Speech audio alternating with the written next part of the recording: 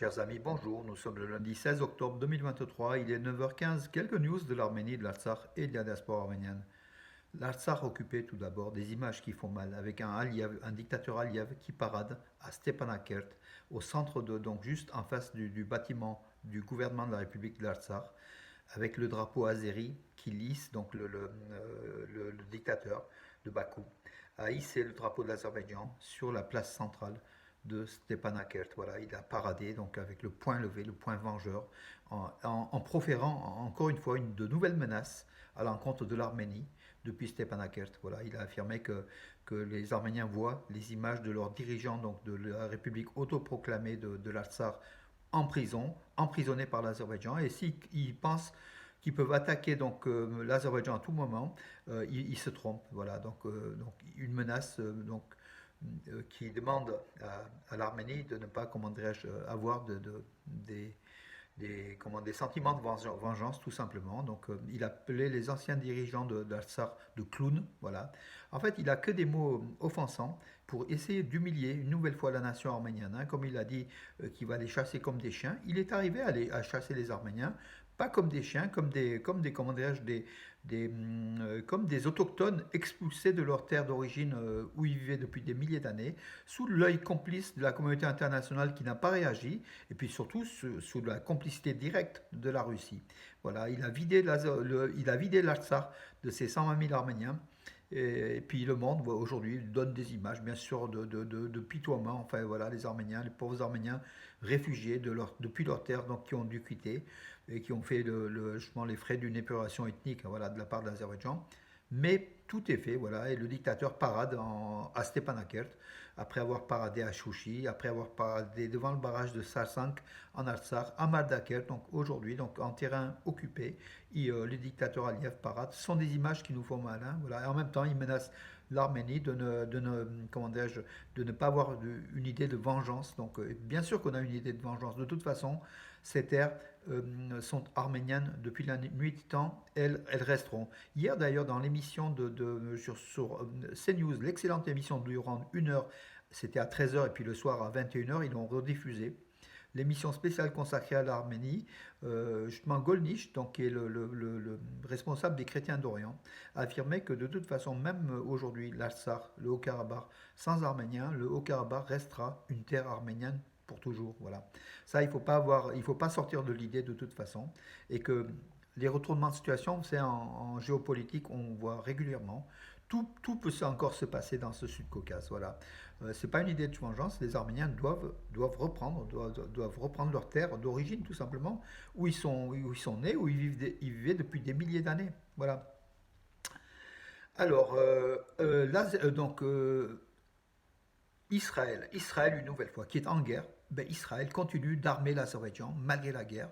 Alors donc une carte a été donc placée avec un avion, un Ilyushin, donc un cargo, un avion azéri qui a atterri donc ou à Tel Aviv ou à Jérusalem, en fait, un aéroport militaire vendredi 13 octobre et qui a chargé donc de matériel militaire, sans doute de drones et de missiles, et qui est reparti en direction de Bakou. Voilà, donc le partenariat entre Tel Aviv et Bakou se poursuit, bien sûr. Voilà, Israël, malgré la guerre, arme l'Azerbaïdjan, des armes qui vont être utilisées contre l'Arménie, comme ça a été le cas. 70% de l'armement de l'Azerbaïdjan vient d'Israël. Voilà, donc du coup, ce pacte cet axe du mal entre Bakou et entre l'Azerbaïdjan et Israël, c'est au détriment des Arméniens, n'ayons pas peur de le dire, même si Israël traverse une période de guerre difficile, euh, voilà, suite à l'attaque terroriste du Hamas. Mais il faut quand même désigner les coupables, les responsables de vente, les vendeurs d'armes qui doivent répondre un jour ou l'autre de leurs actes. Donc c'est Israël qui vend des armes massivement à l'Azerbaïdjan pour utiliser contre les Arméniens. Ça a coûté la vie à 4000 soldats arméniens lors de la guerre de 44 jours en Al-Sar. Ça a coûté la vie à 500 Arméniens lors de la dernière guerre du 19 septembre. Et ça continue, ça va continuer ces armes vont être utilisées contre l'Arménie de toute façon, voilà, par l'Azerbaïdjan. Ce sont des armes israéliennes. Euh, et c'est pas à l'honneur d'Israël qui n'a toujours pas reconnu donc le génocide des Arméniens. Voilà. Comment on peut avoir, comment dirais-je, un sentiment de sympathie envers Israël? On a un sentiment de sympathie envers le peuple juif qui a beaucoup de points communs avec les Arméniens, beaucoup puis de chaleur aussi, hein. Il faut quand même le dire, il y a beaucoup d'amitié entre juifs et arméniens, mais on condamne fermement l'État d'Israël, l'État assassin d'Israël, qui arme l'Azerbaïdjan contre l'Arménie. Ça, on peut le dire sans peur et sans risque d'être taxé d'antisémitisme, puisqu'on n'est pas, tout simplement, on n'a pas besoin de le dire. Aujourd'hui, c'est du réel. C'est qu'aujourd'hui, les Arméniens payent le prix des armes qu'Israël vend à l'Azerbaïdjan. Bien sûr, l'Azerbaïdjan paye. Et voilà, il n'y a pas d'éthique en matière de vente d'armes. Et aujourd'hui, donc, Israël qui devrait avoir un peu plus d'éthique par rapport à. C'est un peuple c'est un État qui est né de la Shoah, du génocide, devrait comprendre que le peuple arménien a été le peuple qui a subi le premier génocide du XXe siècle, selon Lemkin, hein, qui a inventé le terme génocide au regard de ce qui s'est passé, du massacre des Arméniens qu'on qualifie de génocide, puisque c'était des massacres planifiés visant à anéantir tout un peuple, avec tout le processus.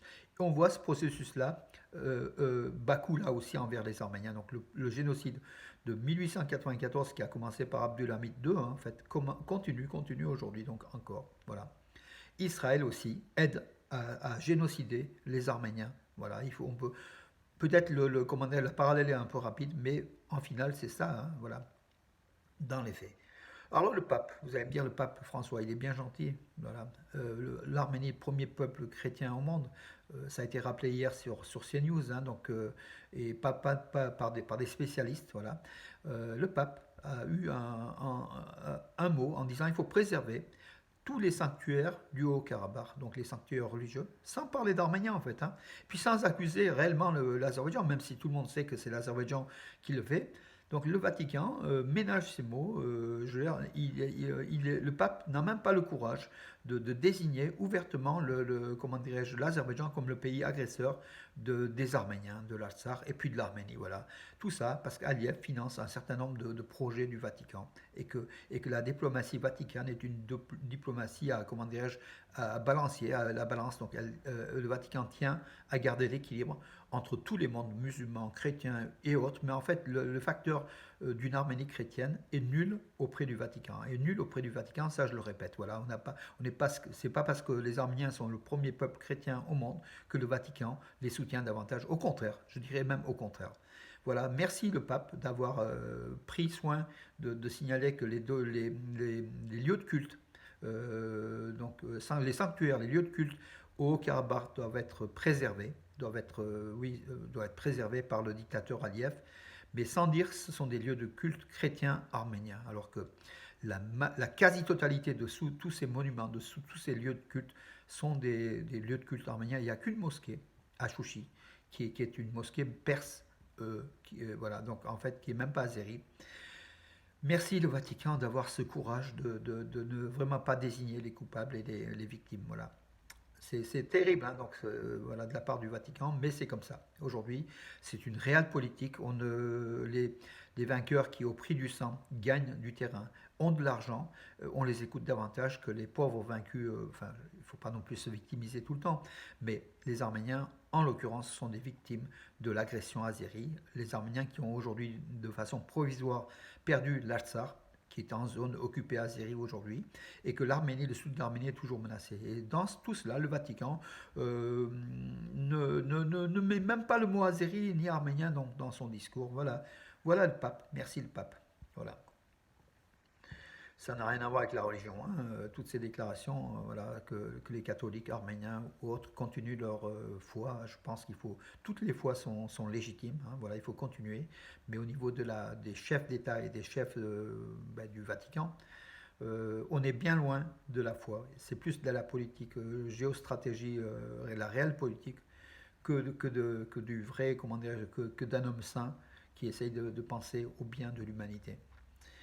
Alors, hier et avant-hier, surtout, donc c'était la fête à Yerevan samedi. C'était donc la fête. Le ciel d'Erevan était donc était coloré de nombreux ballons, des ballons donc des montgolfières qui étaient venus donc de nombreux pays en fait, hein, de Russie, d'Ukraine, de Moldavie, de Bulgarie, d'Allemagne, de Lituanie, de Pologne, du Japon, de Grande-Bretagne, de Géorgie, d'Arménie aussi bien sûr, du Brésil, et qui ont 20 ballons montgolfières dans le ciel d'Erevan, qui ont, je pense, c'était la fête du ciel, donc à Yerevan, c'est la quelième édition là, puis donc chaque année, donc Skyball, le directeur de la compagnie Skyball, donc Nairi Barserian qui l'organise, ce festival donc, qui comprend deux étapes, donc après démonstration de sport et la phase de démonstration qui comprend des vols gratuits. Donc les Arméniens, la population peut monter dans ces ballons et justement avec priorité des Arméniens de l'Artsakh, avec à Yerevan, mais aussi à Garni et à Baran. Donc il y a plusieurs vols donc,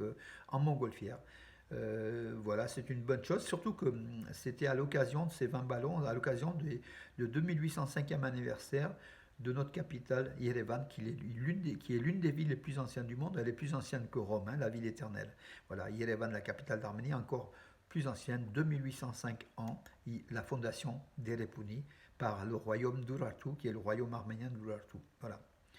Le département d'État américain dément la déclaration attribuée à Blinken sur une éventuelle invasion de l'Arménie par l'Azerbaïdjan. Donc en fait, il avait été attribué, un journal Politico, hein, le périodique Politico, avait affirmé que Blinken avait mis en garde l'Arménie contre une attaque, une agression de l'Azerbaïdjan, et puis il avait demandé à Bakou de baisser un peu ses ardeurs guerrières.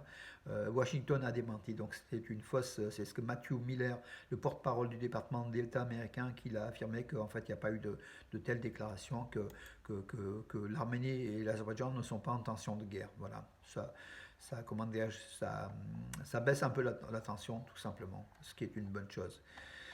Alors, que dire du sport? Est-ce qu'il y a du sport? Je vais regarder mes amis pour vous. Oui, l'Arménie donc en Coupe d'Europe de boxe, donc Narek Manassian qui avait gagné dans les 92 kilos la médaille d'or, hein, européenne, donc la coupe d'Europe de boxe. L'Arménie a gagné au total une médaille d'or, une médaille d'argent et quatre de bronze. Et elle s'est classée troisième au classement des pays européens, donc en boxe. Voilà, bravo aussi à l'Arménie. Voilà mes amis, c'est tout pour aujourd'hui. Voilà, cette semaine, donc un événement cette semaine pour nous ici à Bourg-les-Valences, Arménia, l'association culturelle Arménia, va recevoir Corinne Zarzavatian vendredi prochain pour une séance de présentation dédicace et puis surtout de rencontre, hein. Vous pouvez venir rencontrer Corinne Zarzavatian, lui poser des questions et pas forcément acheter le livre, hein. Voilà, donc à la soirée d'Arménia, ça sera ce vendredi, salle Chenevier, de la MJC Jean Moulin à Bourg-les-Valences à 20h30. Voilà, vendredi 20 octobre. Venez, elle a du succès, hein, ses livres ont beaucoup de succès. Rose de Diyarbakir, hein, donc Une passion arménienne, c'est son dernier livre qui vient de sortir aux presses de la cité de Corinne Zarzavatian. C'est un livre, donc l'histoire d'une jeune fille donc, de Diyarbakir qui rêve de faire du théâtre. Elle a côtoyé Sarah Bernard, mais tout ça sous fond de tradition arménienne, d'agression des Kurdes et des Turcs contre les familles arméniennes. C'était sur fond de massacre de 1894 96 dont on ignore beaucoup en fait, hein. Le génocide de 1915, on a beaucoup de données, mais les premiers massacres, on a peu de données. Donc Corinne Zarzavatian a fait un travail de recherche historique. Elle a fait justement un roman historique qui est extraordinaire, hein. On le lit vraiment d'un trait. C'est passionnant, passionnant. 22,90 €, donc le prix est quand même aussi, donc le prix, donc je ne vais pas dire dérisoire, mais c'est pas des albums, donc ça coûte pas très très cher. Voilà mes amis, ce vendredi, donc 20 octobre, on aura l'honneur de recevoir Corinne Zarzavatian. Peu avant, donc à 18h30, elle sera à Chabeuil, à la librairie d'écriture aussi pour dédicacer. Voilà. Mais à la soirée d'Arménia, on aura plus l'occasion pendant 1 heure ou 2 heures de la côtoyer, puis de faire dédicacer, puis de parler avec elle. Et puis elle présentera un peu l'Arménie historique, les conditions dans lesquelles elle a écrit ce livre et beaucoup d'autres, parce que Corinne Zarzavatian est une passionnée de l'Arménie, comme vous le savez. Voilà mes amis pour aujourd'hui, je vous donne rendez-vous demain et bonne journée.